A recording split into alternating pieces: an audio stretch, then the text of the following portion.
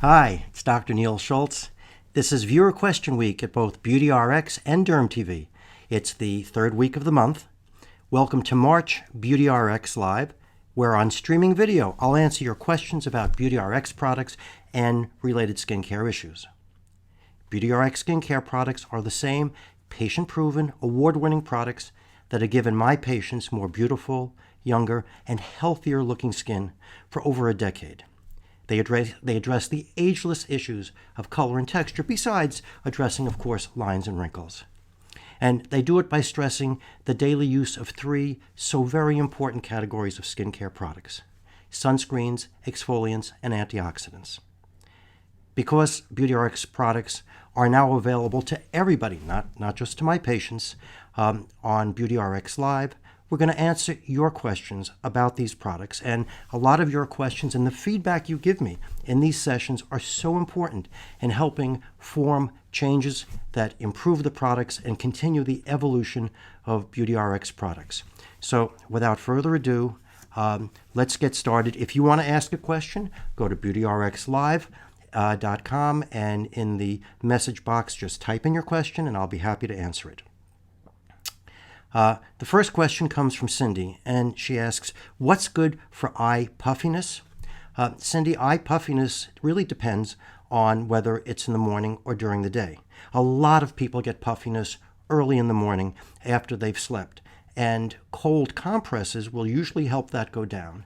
But to try to prevent it the next night, try sleeping on an extra pillow. If it's during the day that you get your puffiness, then you might consider putting some compresses of milk and water. That would be room temperature. And lastly, there are products called tensor products. And tensor products have peptides in them and proteins in them that actually contract when they dry. So it's sort of like putting a net over your skin, and the threads of that net shortening and contracting as they dry, and it sort of just tightens up the skin. So tensor products are real good for eyelid puffiness. We have a comment from Sandy. How can I get rid of the pores that appear as fine holes on the skin? Sandy, enlarged pores, which is what you're describing, are becoming more and more of an issue as people recognize that the whole appearance of their skin is made up of the way it looks, not just in terms of lines and wrinkles, but things that contribute to the texture of their skin. And the enlarged pores, which also simulate almost a cobblestone appearance, are real important. Enlarged pores are caused by the accumulation of both sebum and dead cells. So if we want to reduce the appearance of those enlarged pores, we need to use exfoliants. And exfoliants, as you know, can be chemical or physical. And this is a situation where both chemical and physical exfoliants are used, because in the form of abrasive granular cleansers at the end of the shower, after your pores have been steamed open, gentle massage with a granular cleanser will help remove some of the clogs by physically dislodging them, and then the use of a regular use of a chemical exfoliant like glycolic on the areas will help dissolve not only the dead cells on the surface, but also the dead cells that are lining the pores that are contributing towards holding those clogs in.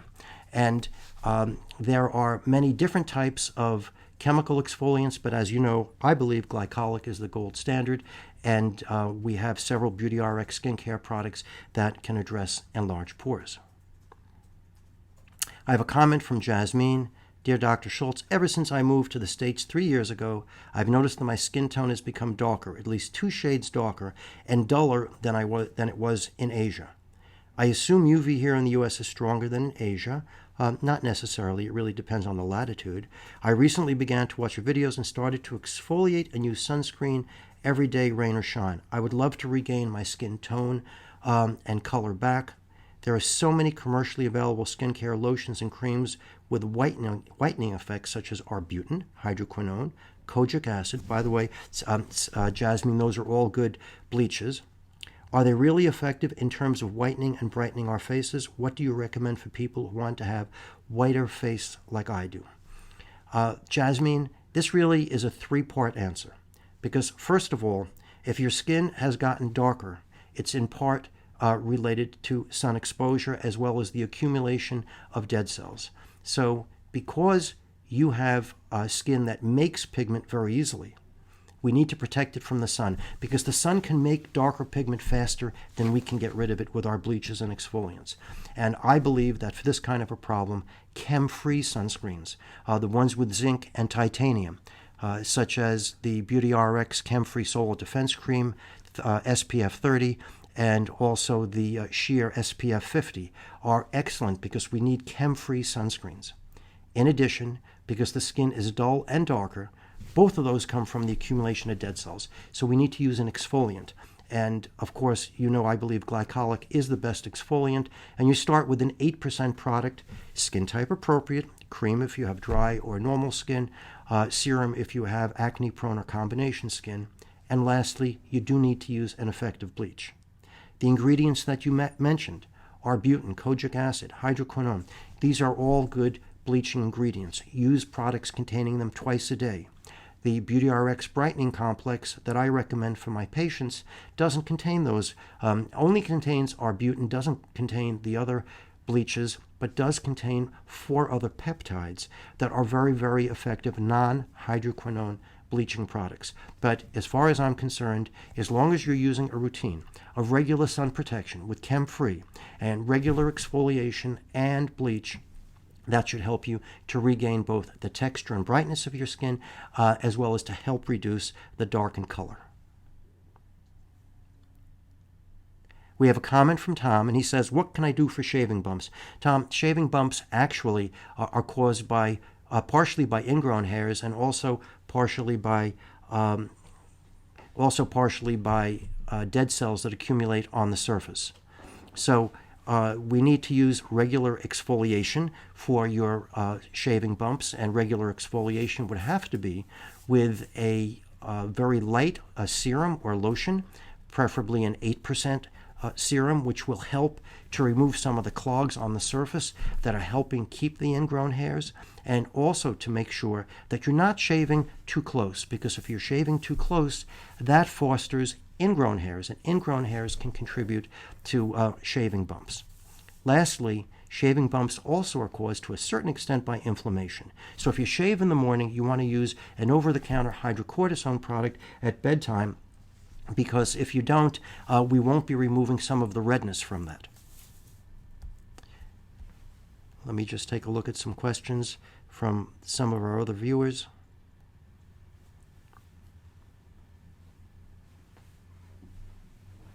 I have a comment from Stacy. She's been using Proactive since 2004. Brand loyalty. Good for you, Stacy. Does prolonged use of Proactive harm the skin in any way? Stacy, there is no reason why prolonged use of any skincare line, whether it's Proactive, whether it's mine, whether it's anybody else's, prolonged use should not be of any harm as long as you're obviously getting the results you want and not having any irritation. But you don't have to change skincare lines. Your skin doesn't, quote, get used to products. And as long as you're still enjoying the results you're getting from Proactive, which is a fine and easily available skincare line, there's no reason why you shouldn't continue using it. Then Paula asks, Paula has a question, what can I do for dark circles that are red, purple, and pink in color? Paula, I assume you're talking about dark circles under your eyes. And for dark circles under your eyes that are red or purple, that's caused by too much blood in the veins and broken capillaries. And unfortunately, there's no cream or topical product that's going to take that redness away. That's going to force the blood out of those broken blood vessels, which is causing the purple and red color.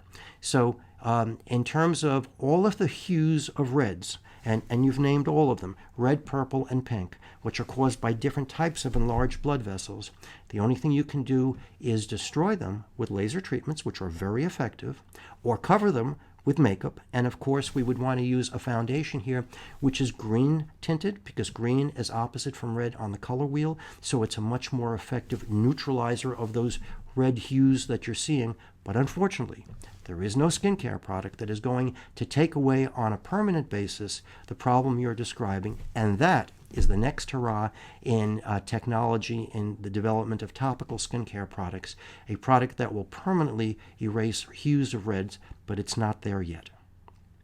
Have a question from from Sandy, who says that vitamin C rescue serum, ultimate moisture night cream, exfoliating pads.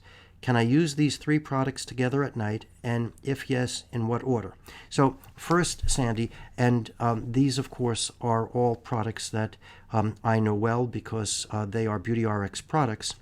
The BeautyRx products, number 1, have an RX number on them. And the reason they have an RX number is to help you understand in what order to use them. So when you have 3 BeautyRx products like these, you always go from the lowest number to the highest number in sequentially applying these products. In this case, you would use your exfoliating pads first, and generally speaking, we try to put exfoliants on first after our cleanser and toner. Then you would apply the vitamin C rescue serum, and lastly, the ultimate moisture night cream. And Sandy also has a second question. Can the Ultimate Moisture Night Cream be used during the day? You bet it can. Because it's called a night cream, that really conveys an additional elegance and perhaps a heavier product, but there's no reason why you can't use night creams during the day. I have a question from Jane. Hi, Dr. Schultz. Just turned 45. Welcome to the Over 44 Club. And apply sunscreen during the day and a retinol serum at night. I'd like to apply a treatment at night to my eyelid area, up to the brows. Do you recommend using any products for this sensitive area, and if so, what products? Well, first of all, in terms of the eyelid area, the reason that special eye creams are made is because that skin, as you mentioned, is very sensitive. And because it's sensitive and very thin, products that are made to be used near the eye generally tend to be gentler. Gentler meaning they have a more neutral pH, less acidic, less basic, but they have a pH that's closer to neutral. Also, they are tested additionally to make sure that they're not irritating for this very sensitive eyelid skin.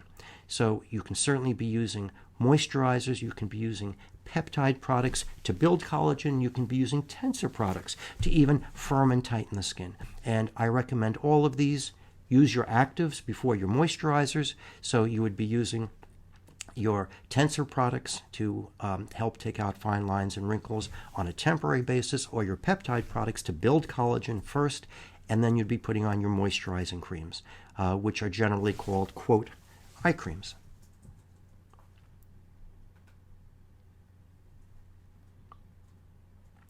We have a question from Bruce. Hi, Bruce. I have a history of basal cell problems, and so wear sunblock religiously. It's nice to have religion in applying sunscreen.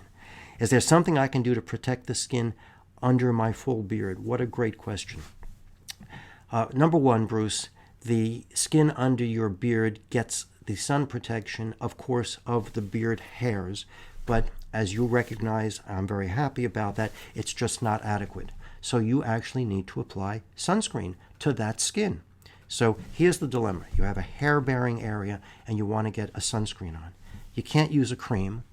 You can't use a lotion. You can't use anything that's milky or thick or creamy because it's just not going to work. So this is a situation where you have to use a very, very light, thin liquid. And what you really want is a vehicle which is a very light serum or a very light solution that you can actually massage into the skin through the beard without actually coating the beard. Now, in the BeautyRx skincare line, we have Essential Solar Defense Pads SPF 30. Those pads are not really going to work for you because it's applied as a pad. But the point is, the vehicle that sunscreen is in is such a light lotion that it evaporates immediately upon hitting your skin. So it doesn't leave any residue. That's the kind of very, very light vehicle that you want to use to apply through your beard hairs. And it's a question really of just going to the sunscreen skincare aisle in your local pharmacy, your local skincare store, and looking for something that's in an alcohol vehicle or something that's real thin in consistency. But please do apply sunscreen to that area, to your beard area, which seems like it's protected from the sun, but really is not completely protected by your beard.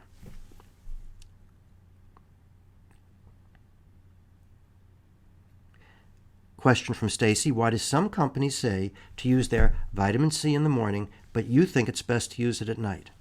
How could I use vitamin C at night if I'm using a retinol or glycolic treatment? Well, let me answer your first question, Stacy. Number one, for antioxidants to do what we really want them to do, which is what vitamin C is, it needs to be inside the skin cells to do what it needs to do. By definition, antioxidants absorb dangerous high-energy compounds, and they absorb it so they are destroyed, the antioxidants are destroyed, without allowing that dangerous energy to affect your cells' DNA or membranes or energy factories that are called mitochondria or anything like that. So we really need to have the antioxidant inside the cell for it to work. If you apply your antioxidant, and I'm using that to refer to your vitamin C, if you apply your antioxidant in the morning and you go outside where there's ultraviolet light, your antioxidant is going to be destroyed by the ultraviolet light. Now, the antioxidant, it's not its fault that it's getting destroyed because all it knows is to act as a shield and absorb bad energy. So if it absorbs this bad energy before it has an opportunity to penetrate into your skin cells, then really what it's doing is acting as a sunscreen, and it's just increasing the efficacy of whatever other sunscreen you're using. If we want it to get inside the cell, it needs to be applied at a time when there's no high-energy ultraviolet light around to destabilize it and neutralize it. Well, what is the best time to completely avoid ultraviolet light?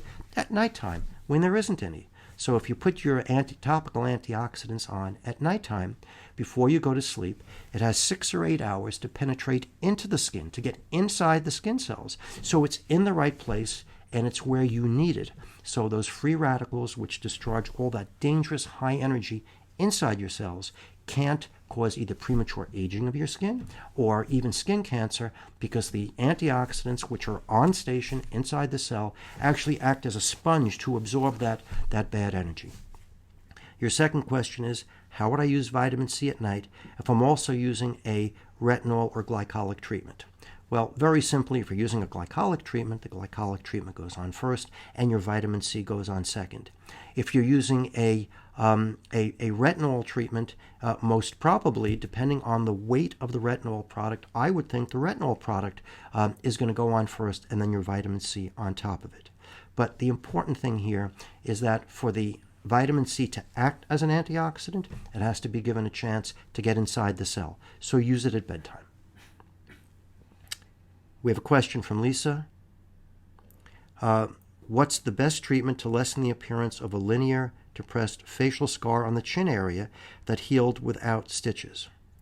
It healed with flat, lighter tissue to the right of the half-inch linear depressed scar. I'm looking for the appropriate in-office treatments and home aftercare. Thank you so much. Lisa, let me just look at this one more time. A depressed linear scar is best treated by actually having that scar cut out. It healed without stitches, so it probably has an undulating, irregular, back and forth pattern, but something which is linear is going to get the best results by actually having it cut out. It healed with flat, lighter tissue to the right. Now that flat, lighter tissue to the right can either be improved with laser treatments or with filler treatments. And in terms of it being lighter, I would really need to see what the color of the surrounding skin is to understand how to affect the color there. But in terms of the contour is best going to be improved with excising and using plastic surgery stitches to close the linear part, and then either laser treatments to help generate your own collagen to lift up the flat or depressed part, or else filler treatments which will temporarily raise the depressed flat part. By the way, again, if you want to ask a question for BeautyRx Live today, please go to BeautyRx Live, go to the chat box, just type in your question, and we're going to answer as many questions as we can. Please keep them coming. These questions are great, and I think you're doing a great job. So go to BeautyRxLive.com and just use the chat box. We have a question from Emily. Do you recommend a BB cream for slightly oily, acne-prone skin? Sure I do. BB creams, as I mentioned in the newsletter this week, are really combination products on steroids. I love combination products. Less expense, fewer layers of application.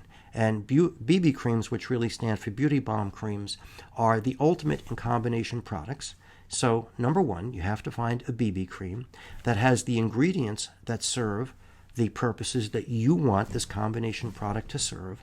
And of course, as the basic fundamental for all skincare products, it has to be skin type appropriate. So if you tell me that you have oily, acne-prone skin, you have to make sure that it is in a vehicle that is appropriate for either oily skin or combination skin.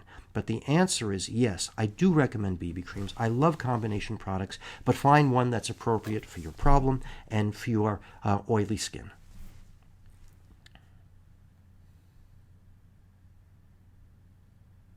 Question from Cindy.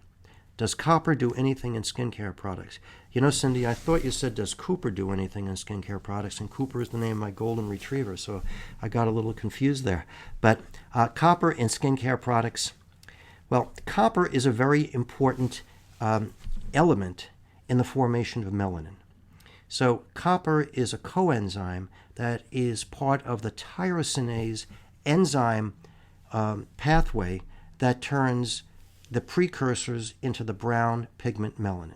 So anybody who is deficient in copper is not going to, may not be able to make enough brown pigment. Usually when we think of copper, we think of copper chelators. Copper chelators are chemicals that grab the copper and don't allow it to function. And copper chelators are found in certain bleaching ingredients. So the advantage of having a copper chelator or a copper binder in a bleaching product is if you steal the copper, if you make it unavailable to the process that makes melanin, then you decrease the amount of melanin that you make. So the real value that I see in terms of skincare has to do with copper chelation or copper binding.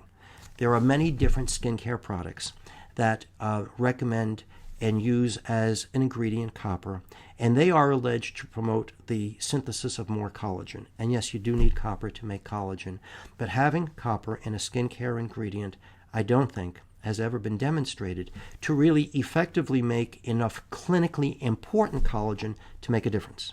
So the short answer to that question is I would not buy a product based on its having included in its ingredients copper, but I don't think copper is bad for your skin unless you're trying to bleach dark skin, hyperpigmented skin, and then I would avoid copper-containing products.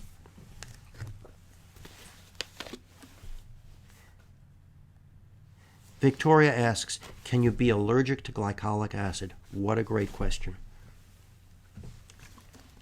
Victoria, you can't be allergic to glycolic acid, but if you have sensitive skin, you can become irritated from glycolic acid. Glycolic acid is a very small molecule. It's really just slightly larger than acetic acid, which only has 2 or 3 carbon atoms in it.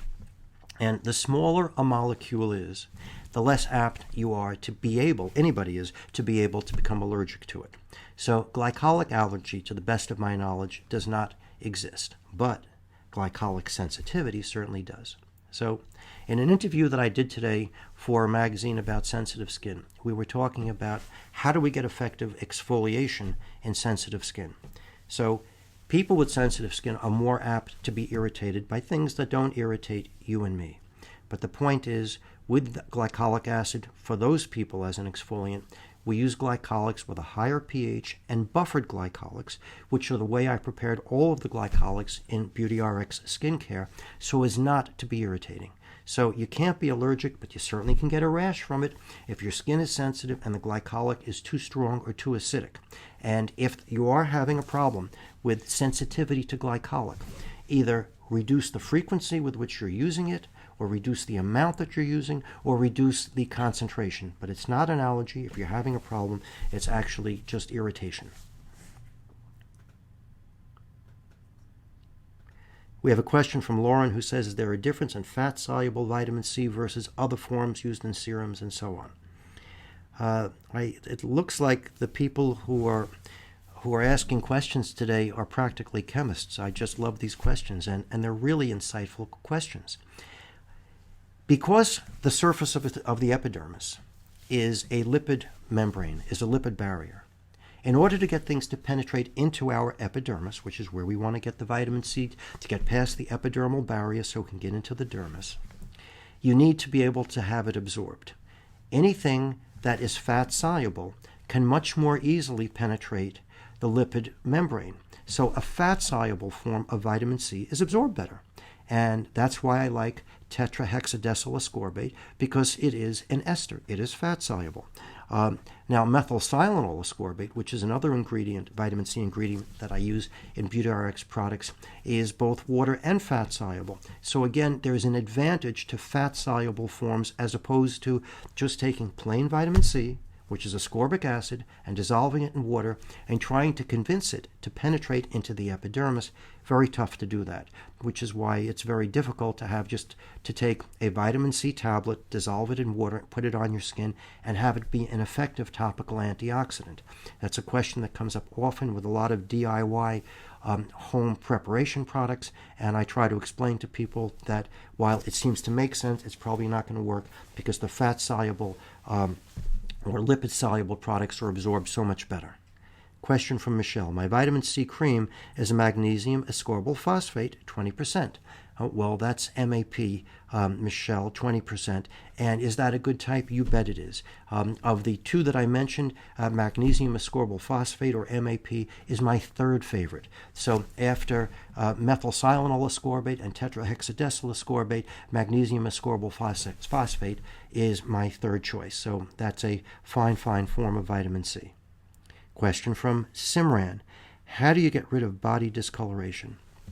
Simran, that actually is, that goes back to an earlier question that we answered, where if you're talking in discoloration about brown colors, then we need to use sunscreen to protect so that you're not making additional extra brown color, exfoliants to remove the extra layers of built-up dead cells that contain too much brown pigment, and effective bleaches to discourage the new cells that are forming from putting too much brown pigment into the new cells that are being formed. So it's 1, 2, 3, sunscreen, exfoliant, and bleaches, and there are a bunch of Derm TV episodes concerning that. And again, we spoke about that in depth at the beginning of the cast, and you may not have been with us when we went through that.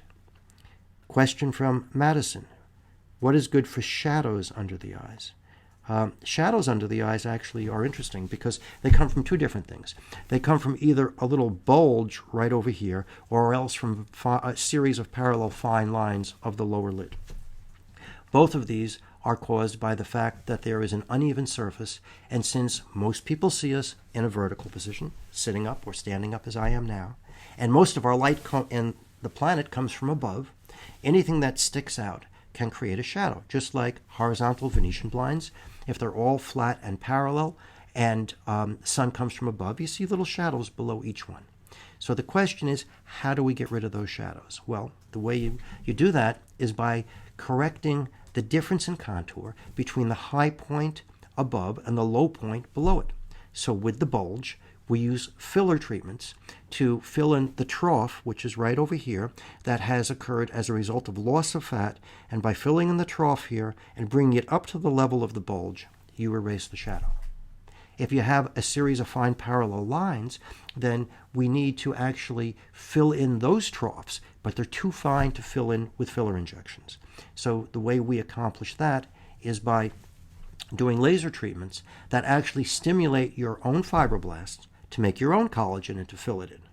Now, with cosmetic products, you can get products, eye creams, that have reflector particles. And reflector particles, when you apply it to this area, they go into those little crevices and they reflect light out. They reflect the light out better than the skin around it is reflecting light. So by reflecting that light out, you sort of erase the shadow effect that you're seeing from the fine line. And so that then gives the appearance that there are no shadows or fine lines there. But of course, that's just a skincare product that's being applied and only works while it's there. When you take it off at nighttime, you'll have to reapply it the next morning. And by the way, this question complements the earlier question that was asked about red and pink and purple spots or purple lines under the eyes. And between those and the shadows, you've really covered 3/4 of all of the things that cause dark circles, the other two being brown pigmentation, which we'll talk about at another time. Sandy asks, I've noticed that the veins on my hands are getting more and more visible and begin to stick out. Sandy, do they look like this or like this? If they do, then I know what you're talking about.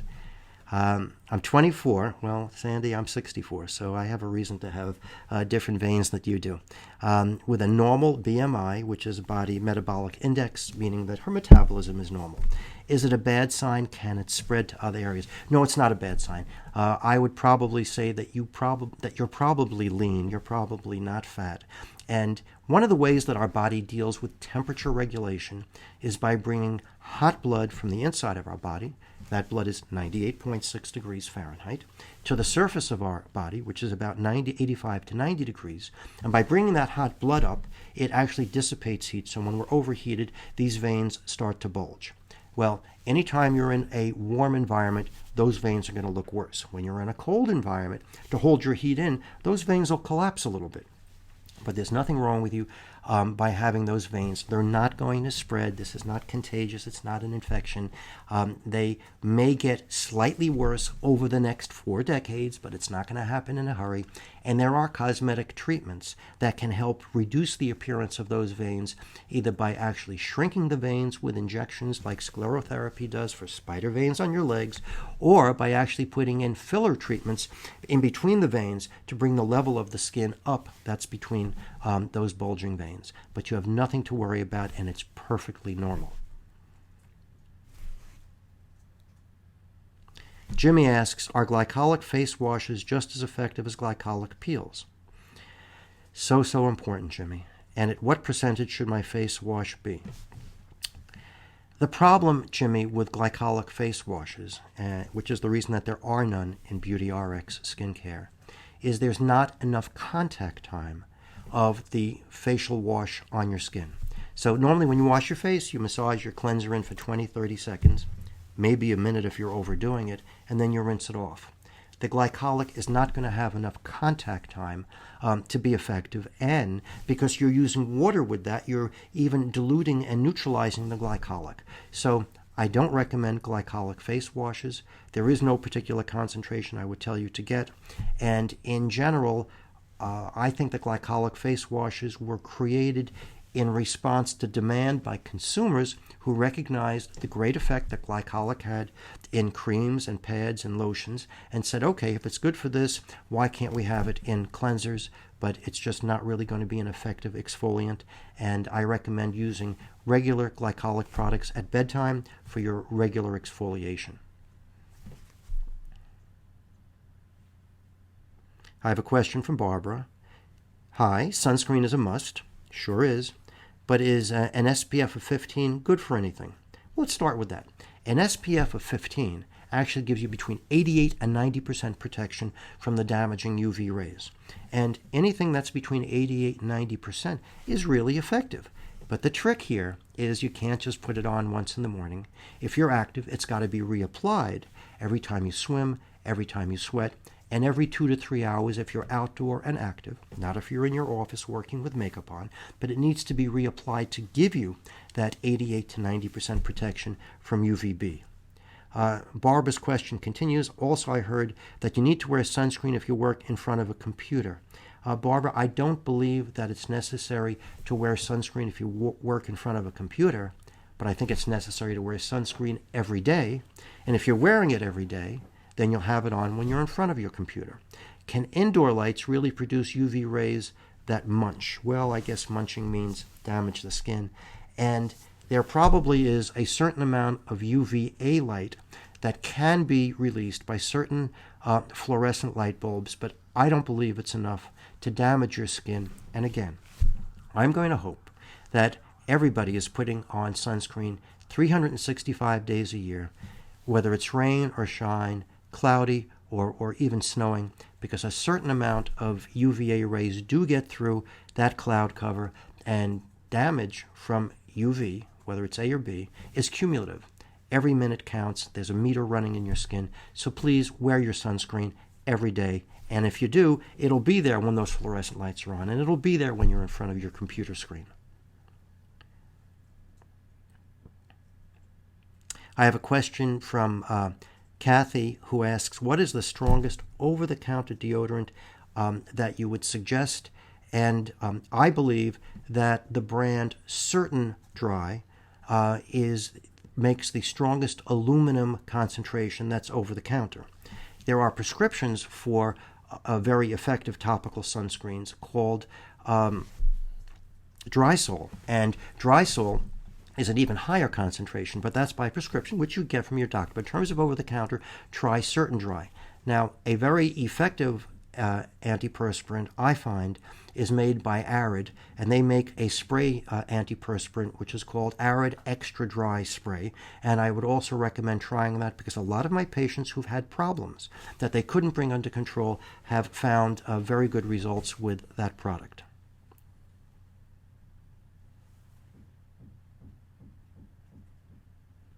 I have a question from Stacy. What do you think of needleless electrolysis, transdermolysis? Is it effective as the electrolysis that has been used for years? I have darkness on my upper lip from electrolysis, and it does fade after a while, but a few months later, is this normal? Sandy, I quite frankly am not familiar with transdermolysis. And I imagine that is a chemical process that actually tries to dissolve the hair follicles, but I can't answer that part of your question. However, I can tell you that the darkness on your upper lip from the electrolysis sometimes can last a long time, and in order to help that fade faster, you should use an over-the-counter cortisone cream right after your electrolysis treatment, and use a bleaching product twice a day for a week or two after your treatment. Sandy asks, what can be done for dark lips? Well, Sandy, it depends on whether your dark lips have happened just recently or if it's been that way your whole life. If it's that way your whole life and that is your genetic karma to have dark lips, you're probably not going to have much success in lightening them because that has been genetically determined just the way the skin color on the rest of your body has been. However, if the dark lips have resulted from an inflammation, from an irritation, then dark lips, just like dark skin from an irritation or an injury, like a tan, the dark lips will then fade gradually over time, and you can increase the speed at which it fades by, of course, wearing sunscreen and using a bleach twice a day. I have a question from Chris. I've never had acne in my teens except for the very occasional zit. I've had mildly oiled T-zones since my late teens, but no acne. Since last summer, my T-zones become very oily, and I have lingering acne from there. Is it common to develop acne in the 20s, even if you never had it as a teen? Chris, acne developing in your 20s, 30s, or even 40s is very common. So the fact that you didn't have it as a teen doesn't protect you from having it in your 20s. It's not that you've done anything wrong to acquire it in your 20s. In women, there are hormonal issues that will make it occur in their 20s as opposed to their teens. But in guys, this is just the way it's falling out for you. So the good news is you didn't have it as a teen, so it wasn't a problem then. And at this point, you would approach acne the way in your 20s, the way you would approach it as if you were in your teens, with acne cleansers, exfoliants, topical acne products like salicylic acid, sulfur, resorcinol, and there are a bunch of Derm TV episodes which will give you some help. Take a look at Acne 101 as a Derm TV episode to get you on track. Question from Sophia, what are peptides? Are they good for our skin? And if so, what ingredients should we look for in peptides? Well, Sophia, peptides run the whole gamut from argireline, which was one of the first ones, which is hexapeptide 3 or 6, which is a small protein chain that penetrates through the skin and fools the dermis, the second layer of skin, into thinking that there's broken collagen. Well, when the skin sees something that's broken, it tries to fix it. So it then makes new collagen. This is one of the original peptides that was used to have you generate your own collagen in topical peptide creams. So the first use of peptide creams was really for fine lines and wrinkles, and these products are effective. And in addition to that, we now find that peptides are very effective as bleaching agents. And the peptides that are used as bleaching agents really defy pronunciation. And if you really would like to know which specific ones to look for, I will respond to you by email, but it's not something that will make any sense unless I can use a chart and actually show it to you written out. So Peptides are types of proteins. They're very effective and very important in skincare, and you'll see they'll be becoming even more important as newer technology is developing new peptides to do all sorts of nifty things. We have time for 2 more questions. Is there any benefit, this is a question from a guest, is there any benefit to taking hyaluronic acid in pill form? I love the moisturizing effect I get from applying it topically. Wish you would open an office here in sunny Southern California. Thank you very much. Thank you, guest. Unfortunately, hyaluronic acid is not going to be effective in pill form. Yes, it's a great moisturizer because it binds water.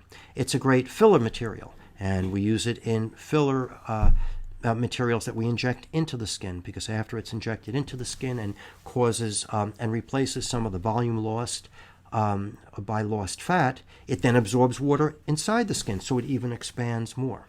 Hyaluronic acid, even before it was used for skin, was used to be injected into joints because it's a great lubricant and again attracts water. And that was for joints where the lubricants, the natural lubricants on the joint lining had been destroyed by wear and tear. But unfortunately, oral hyaluronic acid I don't think is going to be effective for much of anything. And as long as you're enjoying that ingredient in your topical skincare products, you know what ingredient to look for a really super moisturizer. Everybody, I've really enjoyed answering these questions today. Let's take one more, and then we'll have to wrap it up for today for BeautyRx Live.